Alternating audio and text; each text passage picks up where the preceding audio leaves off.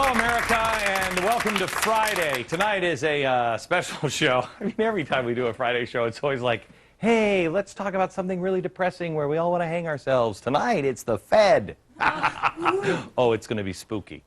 During the financial crisis, most Americans have heard a lot about the Federal Reserve, but most Americans don't know anything about it, how it works, what it is, who even runs it, or how it's run. We know that it buys our debt, it sets up interest rates, it has a lot to do with the economic well-being of our nation. Wouldn't you say? Where did it come from? Tonight is part of our E4 focus this year. We're going to delve into E2 and get educated on the Fed. G. Edward Griffin, he is the author of this book, and if one more person hands me this book, I'm going to snap, because I get this from so many. I go out and people are like, have you read this book? Yes, I have. May I recommend, have you read this book? If not, read it. It is The Creature from Jekyll Island. It is a fascinating book on the Fed. The author is one of our guests tonight. We're going to start at the beginning. We're going to talk a little bit about what they're doing now, but I want you to know we're just going to start at the beginning, and really, we're going to give the history of the Fed as told by the Fed. The happy tale on their own website. Are you ready for this? It's great. Here we are. Here it is. Watch this.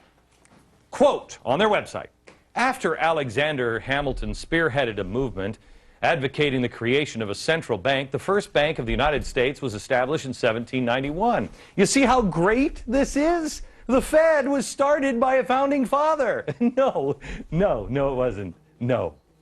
The first bank isn't the Fed. So what does that have to do with anything? Well, nothing. But they just wanted to throw a founding father's name in there. The bank's charter ran for about 20 years. And because it took about 20 years before Americans realized, hey, that Bank of America thing, that's not working out. They've got way too much power and influence, just like all the other founders said. A proposal to renew it failed. Now back to the happy story from the Fed's website. Quote, the situation deteriorated to such an extent that in 1860, a bill to charter a second bank of the United States was introduced in Congress. The second bank was very much like the first, except bigger, about 3.5 times bigger. It's always that way, isn't it?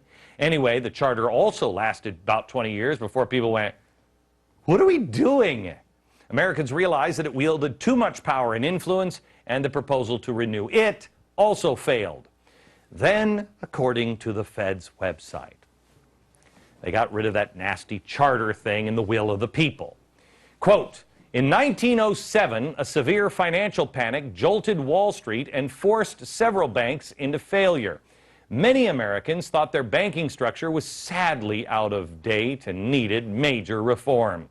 The first draft of the Federal Reserve Act was called the Aldrich Bill because, well, the guy who wrote it was named Aldrich, and it failed.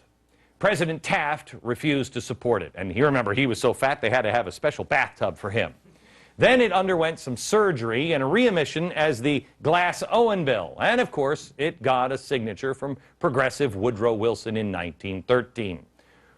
Well, that's the Fed's story. Bill was introduced in 1907, and in 1913, it finally came to be. Isn't everything great in sunshine and lollipop world? The Federal Reserve Act wasn't drafted in Congress. It was drafted on a private island off the coast of Georgia in 1910. Here is the island, Jekyll Island. And it was drafted under great secrecy. Jekyll Island was the retreat for billionaires like William Rockefeller and J.P. Morgan. And in 1910, Senator Nelson Aldrich, the Republican whip in the Senate and the chair of the National Monetary Commission, sent his private railroad car to the New Jersey Railroad Station, where he and 5 other men were instructed to come one at a time and everybody pretend they just didn't know each other. Aldrich, who is the guy, remember, he wrote the original bill, he was a business associate of J.P. Morgan. Oh, and the father-in-law to John D. Rockefeller, Jr. So there's no special interest happening there. There was also Abram Piatt Andrew, Assistant Secretary of the Treasury, and Frank Vanderlip, representing William Rockefeller, Henry Davidson and Benjamin Strong with J.P. Morgan, and Paul Warburg. He was a partner at Kuhn, Loeb and Company. He was representing the Rothschild banking family. Oh, he's going to talk about the Rothschilds now. He actually is an interesting character. If you ever saw Little Orphan Annie, Daddy Warbucks was named after Warburg. These are the men that represented 1/4 of the entire wealth of the world. You think we got a problem with wealth now? Those guys, 1/4 of all of the money in the world. The Morgans, the Rockefellers, the Warburgs, the Rothschilds, all in one room. Yeah, but when do they start sacrificing chickens? Well, it doesn't happen. That I'll tell you. These guys were all competitors. According to G. Edward Griffin, who we'll talk to in a minute, they all had come together to form a banking cartel so they didn't have to compete against each other. He says it was like an oil cartel or a sugar cartel, but this cartel actually went into partnership with the government. I mean, how great is that, huh? It's kind of like the drug cartels in Mexico. Wait, I didn't say that out loud, did I? So for more than a week, these men sat around there. And they sat around this big table and they hammered out all the details of what became the Federal Reserve System with 5 objectives. How many of these do you agree with? 1, to stop the growing competition from the nation's newer banks. That doesn't sound good. 2, to obtain a franchise to create money out of nothing for the purpose of lending. That one really doesn't sound good either. 3, to get control of the reserves of all of the banks so the reckless ones wouldn't be exposed to currency drains or bank runs. Oh, that's the charity part. Golly gee, beef, thank you so much. Then, to shift the losses from the bank owners to the taxpayers. It just gets better and better for you and me, doesn't it? No. Again, the answer is no. And then finally, to convince Congress that the purpose was to protect the public. Well, they started the Federal Reserve with no money, just a checkbook.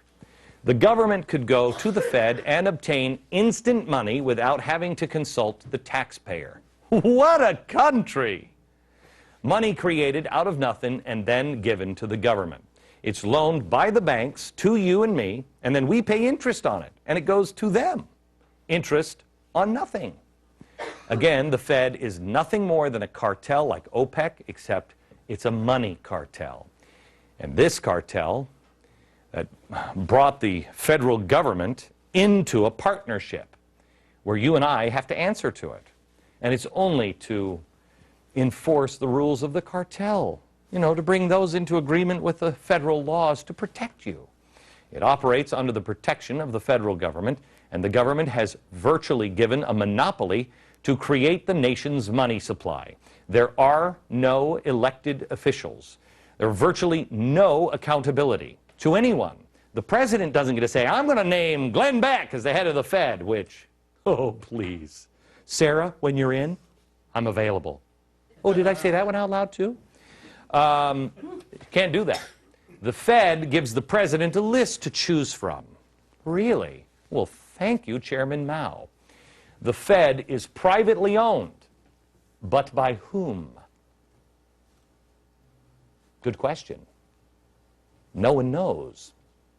We can't open their books, and we don't know who owns them. Really? Now, here's an interesting spin from the Federal Reserve Board website.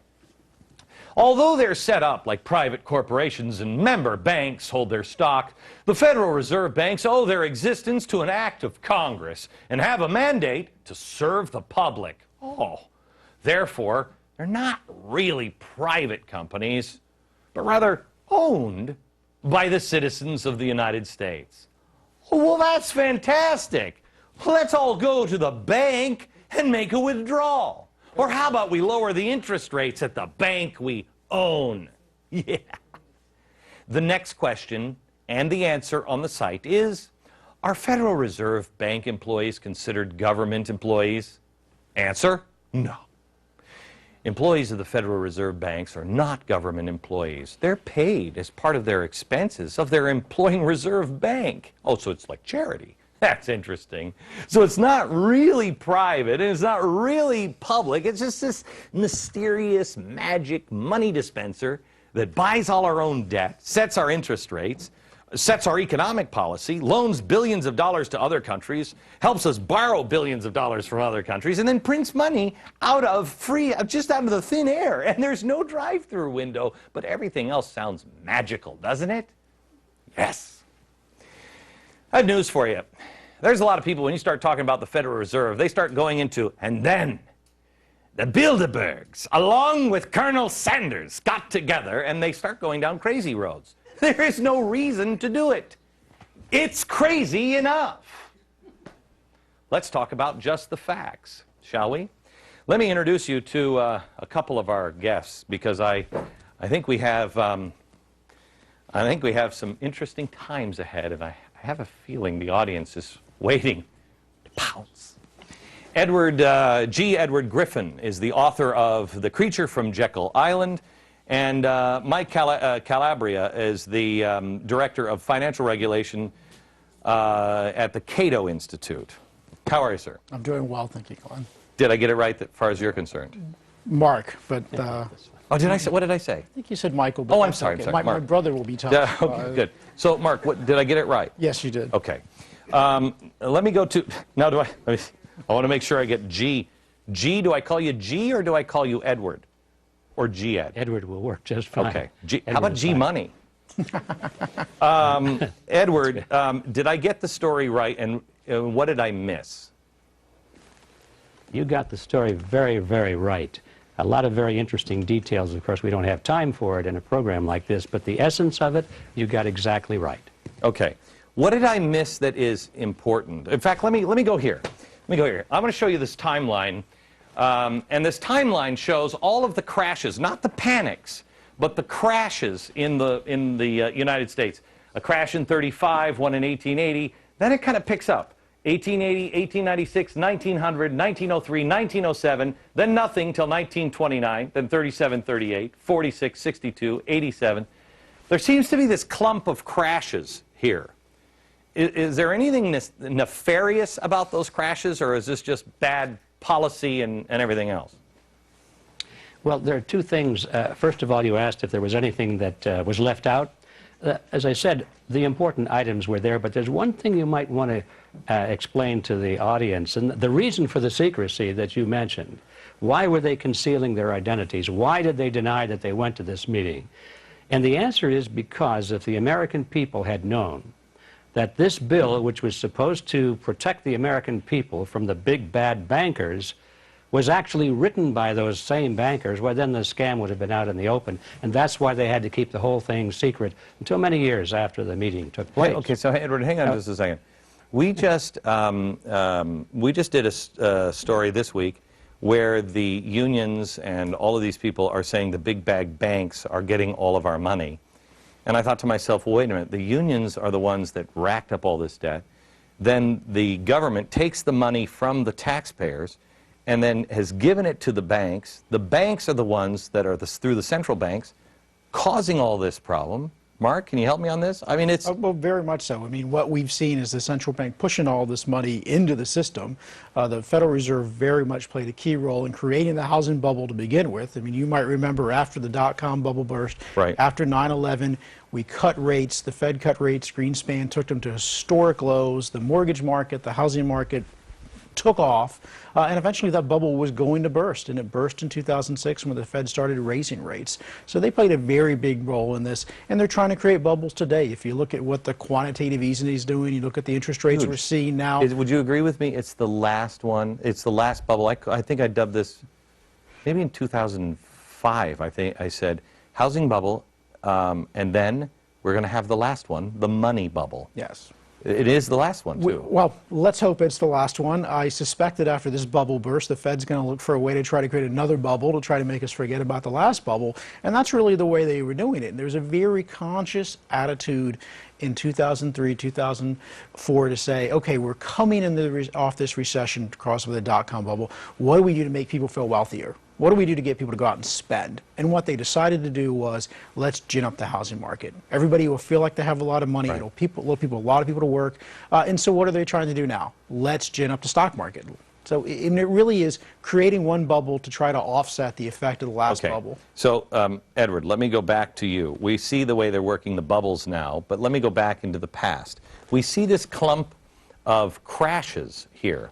And I know, correct me if I'm wrong, I think it's like a panic in the 1890s, either 1892 or 1896, where I believe it was J.P. Morgan that loaned money to the United States. He came in and personally bailed out and said, I'll lend you money. Then another one happened in like 03, and he said, you know, I can't do this anymore. You guys are on your own, but I'll get my friends together and bail you guys out one more time, and they did. And that's what kind of led to this, correct? Well, that's exactly the historic origin of it, but I think underlying this, we have to recognize the principle of the Ponzi scheme. The system really is a Ponzi scheme as we're living through it right now. It works as long as the money supply continues to expand and expand and expand, like any Ponzi scheme. You pay off the first investors so that they're very happy. They bring in the new investors. As long as it expands, it works. But when it finally stops, the whole thing comes to an end. That's why they have to keep expanding the money supply. Well, when you create money out of nothing, you also face the fact that money goes back into nothing. So this kind of a system makes the expansion and contraction inevitable. The booms and the busts are inevitable. If the money were backed by something solid, like gold or silver, that you just couldn't create out of thin air, well, then there wouldn't be these contractions or expansions. It would be a nice, even playing field. Most people think that our money is kind of backed by something in Fort Knox. And I have talked to several congressmen who have asked to go see the gold in Fort Knox, and they can't go see the gold in Fort Knox. It is, I mean... That's, you know, sort of surprising, because one would think that congressmen and I can understand why they might not let me see it. I might want to take some of it out with me. Well, the largest collection of gold is here at the Federal Reserve, right? Exactly. And that's not American money, that's the Fed's. But that's the Fed's, and a lot of what the Fed, for the New York Federal Reserve, keeps is gold for other people. Right. Like there might be gold for the Bank of England here in New York that they're keeping, and they quite often will just put it on a cart and move it from one person's account to another. Edward, do you believe we have gold in Fort Knox? I mean, a lot of gold in Fort Knox? Is it still there?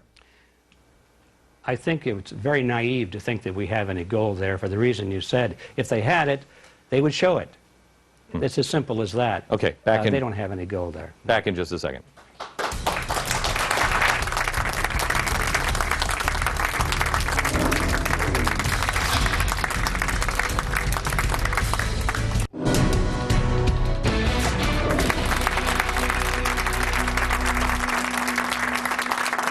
All right, I want to introduce you to our guest, G. Edward Griffin. He is the author of The Creature from Jekyll Island, which is a book you must read.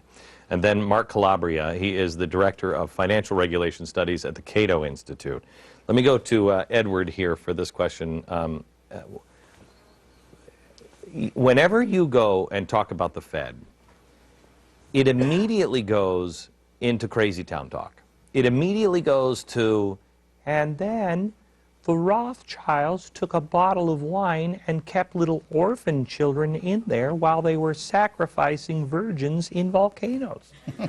And you hear this crazy stuff when the truth is scary enough. Where does this come from? Or why do people feel compelled to go down into crazy town when just sticking to these facts alone should petrify people?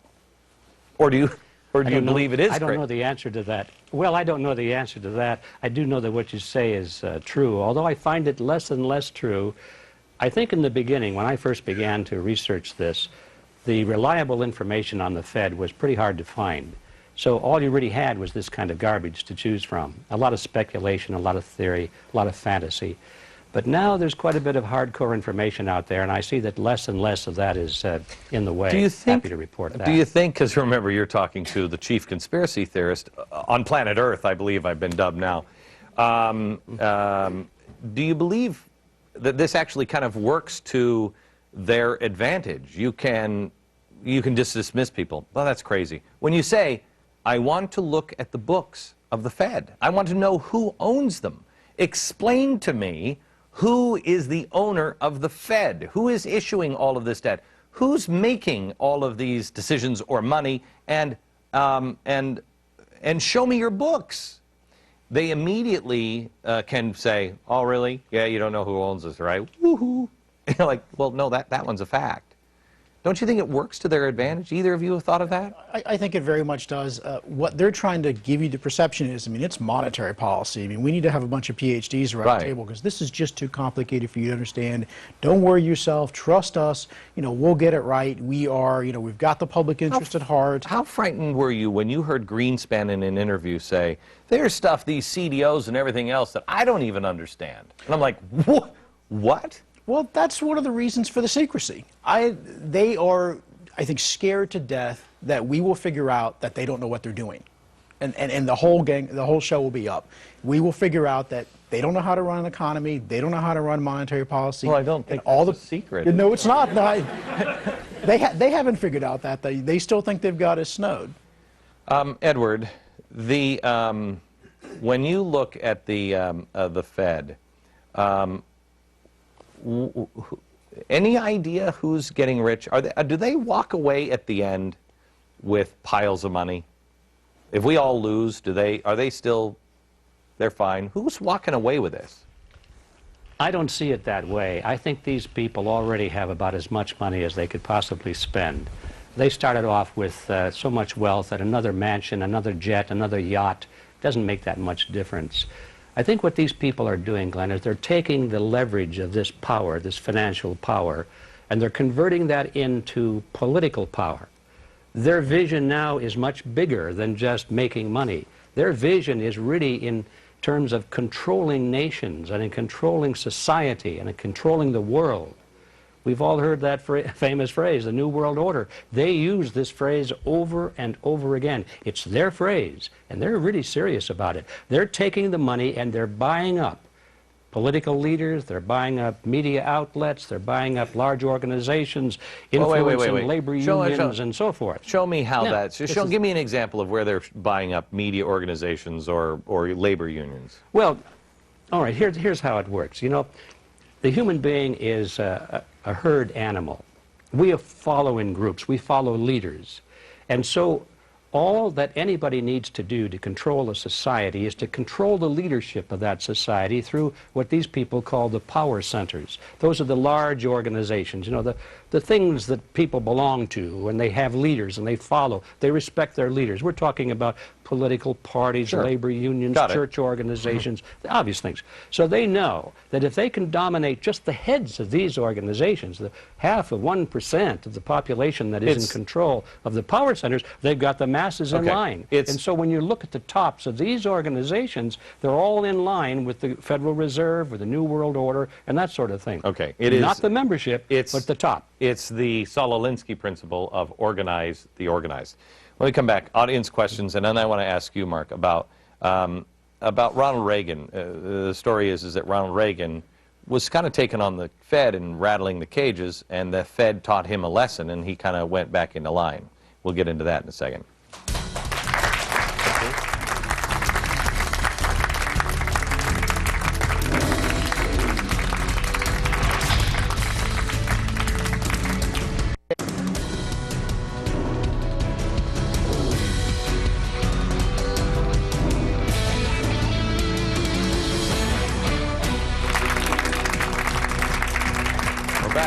Edward Griffin and Mark Calabria.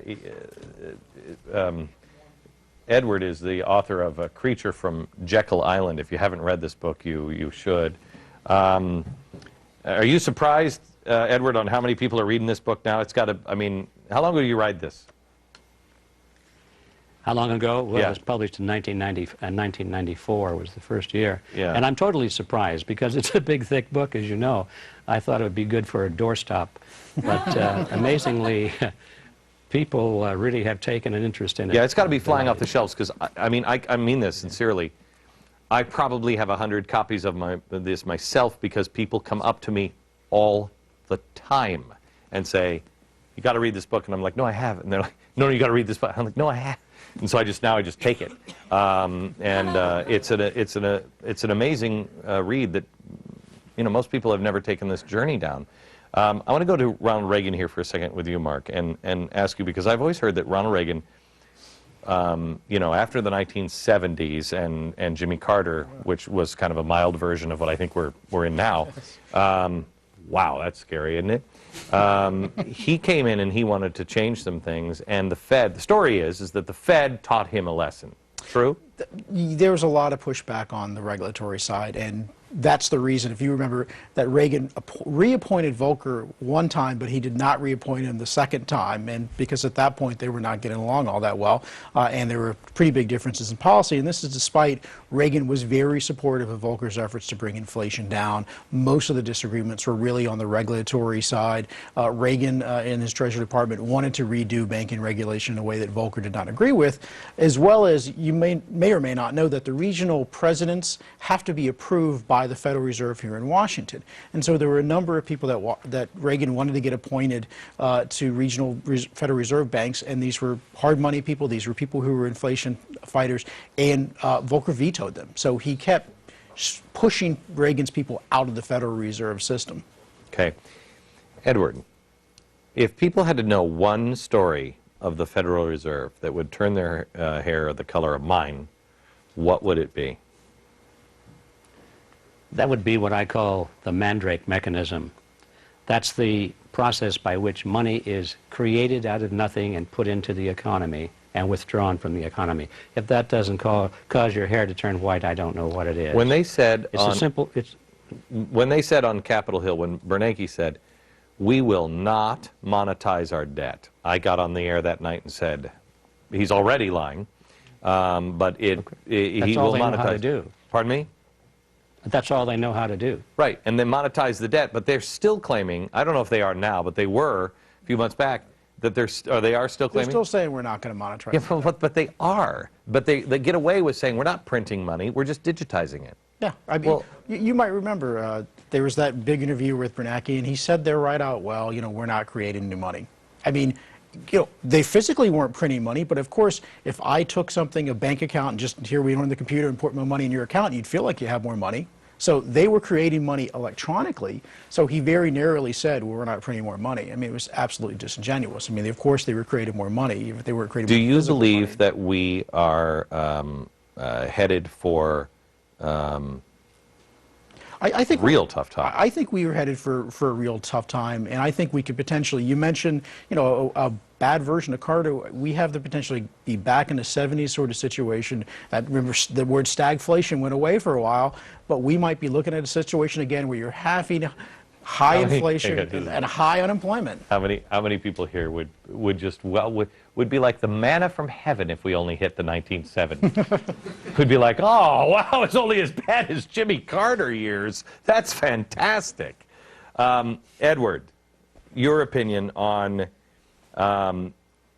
can we get rid of the Fed? Is it possible? It's technically possible because the Federal Reserve was created by an act of Congress and it can be abolished by an act of Congress. But what must happen before Congress has the backbone to do that? It has to be a complete change in Washington because by and large the people that are in office today are very much beholden to this creature, and they're not going to do it. So we have a political agenda here. If you have people who, like you say, can control through monetary policy, you'll never get those people. You'll never make that change because they would control too much of the money. I mean, they could make the pain enormous. Am I wrong on that? No, you're quite right. In fact, we have the precedent for that during the fight between President Jackson and the Second Bank of the United States.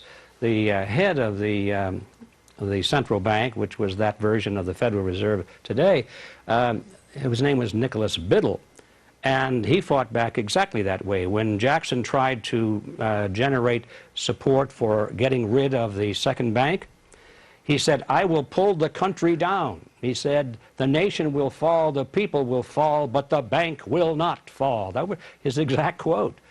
And he practically succeeded in doing that. So you can be sure, in a contest of this kind, where we're challenging the Federal Reserve power, there's no question in my mind that they will pull out all the stops and try and ruin the economy and then blame it on the fact that we were challenging the Federal Reserve.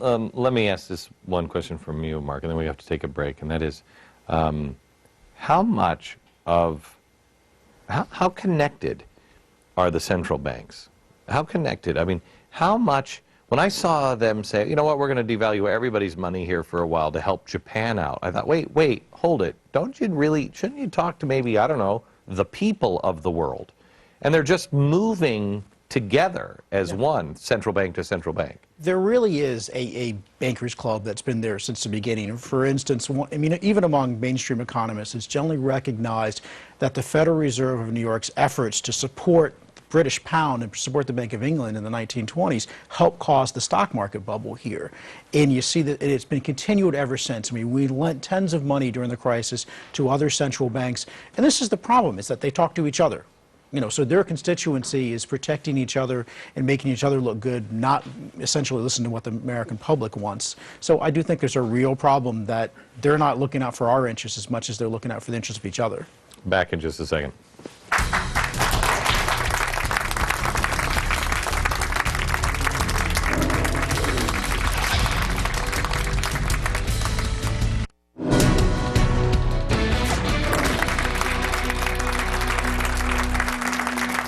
We're talking about the Federal Reserve System, and we're back with G. Edward Griffin and Mark Calabria, and we want to go to the audience here who has sat patiently, and I want to start with Nicole, and your question about the Fed. Okay. In the Weimar Republic, they flooded the economy with currency to like jumpstart it. How much money would have to be flooded into our economy, either in like dollars or percent of the GDP, to have that same situation as they had in the Weimar Republic? I mean, the inflation rates you saw in Germany in the 20s were, you know, off the charts. I mean, literally people were getting paid twice a day so that you could go to the grocery store before prices doubled. And, you know, literally you'd be there at a cup of coffee, and by the time you got your next cup of coffee, it was more expensive than the last cup of coffee. So we were talking, you know, interest rates, inflation, double digits over the course of a day. Well, you have Zimbabwe. Yeah, Zimbabwe. You have Hungary. So it's certainly very feasible, but we are a long ways away from that. You know, I think worst case scenario for the United States is we're going to start to see inflation in the high single digits. Now, I think that that's important because even at a 2% rate of inflation, which the Federal Reserve tells us is price stability, at a 2% rate of inflation over 30 years, half of the value of any asset is wiped out. So, you know, this slowly erodes over time. Now, obviously, when you get to something like 10 or 20% inflation, you're just running to stay ahead and protect the wealth you have. Edward, do you have any point of context here on the printing of money? They're now talking seriously about printing money as a way out of this unsustainable debt. Well, that's always been their theory. They're just talking about it more openly now. And that's, as I said a moment ago, that's their only trick. And so we can anticipate that's the trick they're going to play. But in terms of inflation, I am not quite as optimistic about the inflation rate, or as impressed by this 2% or 3% figure. I believe that the government is not telling us the truth about the true inflation rate. I think they're fixing the formula. You think? You know? I don't think I'm alone in this, obviously. But what is the true rate? I believe, from what I can see, that it's pushing up to about 20% right now. Maybe not be that high, but that certainly is the rate at which gold is expanding, and historically that's always been a very accurate measure over a long period of time of true inflation. Well, how far can that go? I don't know. Well, here's the thing. All the experts will tell me, because they've digitized the money, that and most of the money is sitting in banks, that you know, these people who are trying to collapse our economy, they say the banks have the money, we want that money. What the experts will tell you is, well, no, we're not going to cause inflation because the banks have that money, and so it's not in the system. It only is a problem when it's pushed out into the system. Well, the problem is not just inflation, but if you want to pull all that money back, you have to pull it back by higher interest rates. Yes. So how high do the interest rates have to be? Let's not talk about inflation. Let's talk about I'm going in to get a loan. How high do the interest rates have to be to pull and suck all of that money back in to the Federal Reserve? Well, you remember, I mean, I don't know during the the answer early to that. 80s, I mean, the prime rate got over like 21%. Right. And so one should start with, we are going to see higher interest rates either because of inflation and or the Fed having to raise rates to fight inflation. So I will tell you that I talked to Art Laffer, this is 2 years ago, and I said, Art, how high do they have to be? And he said, Glenn, I'm not going to give you a number. He said, substantially higher than what we saw in the 1970s and 80s. My question to him was, how do you not stop the heart of the economy if you've got, let's just say 25% interest rate? But nobody has an answer on that one.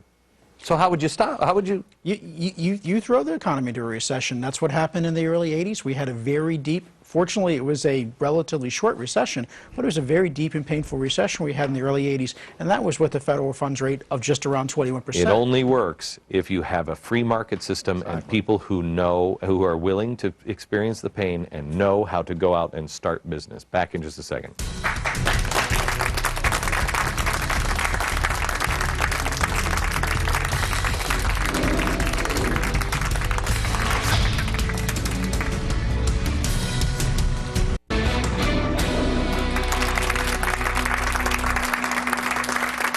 We're just having an interesting conversation here with Morgan. How old are you, Morgan? I'm 23. You're 23. You just asked the question in the break. I don't have anything. Right. What do I do, right? What do you do when it all comes crashing down if you don't have anything because you're just starting out? I mean, I think you do need to be concerned. I mean, fortunately, for good or bad, you're not in as bad shape as people who are savers. I mean, the people who are really getting hit the worst by this are people who've been saving all their lives, who are near retirement. You hopefully have enough time to plan against this. You need to put yourself, I mean, the first, most immediate thing you can do is build your own human capital, because labor will always be worth something and brains will always be worth something. And hopefully they can't inflate that away. But any physical wealth is going to be something that you got to find a way to protect yourself and hedge it. And you can look at a variety of commodities, whether it's silver or gold, or whether it's even the food stuff, or even it's land, because all of those things tend to hold their value in inflation. And then buckle up. Yes. And then buckle up. Who was it? Was it Alex or Steve? Yeah, Steve. That there really is gold that backs the ETFs. That's it. That's the electronic transfer, right? Of gold. That's the gold. That's paper gold. Yes. The operative word, I guess, here is backs. You know, when the Federal Reserve started out in 1913, you had to have 40 cents of gold for every dollar that they issued. We're not even at 1 cent for every dollar that's issued. So in no way could you go and get gold for your dollar bills. Now, I think an important part, we talked earlier about what would make people change their mind about the Fed. I think a lot of people have forgotten that up until 1971, when Nixon took us off the international gold standard, there was an anchor that kept the dollar somewhat stable.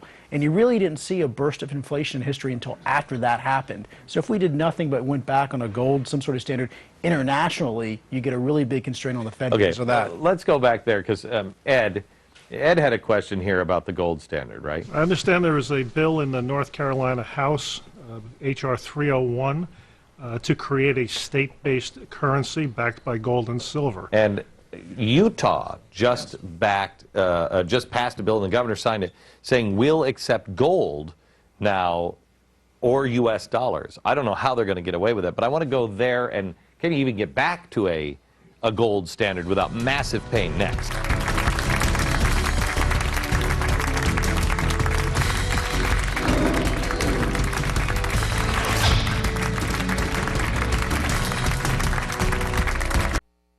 Can the states that want a gold standard, like Utah, good idea, bad idea? I think it's absolutely a great ideal. I mean, you can't trust and you can't wait on the federal government to fix this. The answer is going to come from somewhere. It'll come from the states. And let me give you this answer. I think it's even smaller than that. The answer is going to come from you. Somebody in the audience said, well, geez, if we don't have anything, what are we going to do?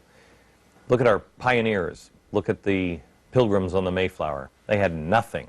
They not only survived, they thrived because they had each other and they had God.